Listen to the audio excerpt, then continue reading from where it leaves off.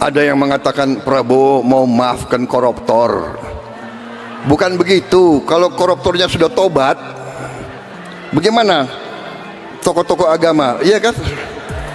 Orang bertobat tapi kembalikan dong yang kau curi. Prabowo mau sadarkan koruptor yang telanjur berbuat dosa. Ya bertobatlah. Presiden Prabowo Subianto menepis wacana akan memaafkan koruptor asal mengembalikan uang negara. Namun Prabowo mengaku tak masalah jika koruptor itu ingin bertobat. Ia menekankan bahwa pemerintah berupaya mengembalikan uang yang telah direbut koruptor. Ada yang mengatakan Prabowo mau maafkan koruptor. Bukan begitu. Ujar Prabowo di perayaan Natal Nasional 2024 di Indonesia Arena, GBK, Jakarta, Sabtu, 28 Desember 2024. Kalau koruptornya sudah tobat, bagaimana tokoh-tokoh agama? Iya kan?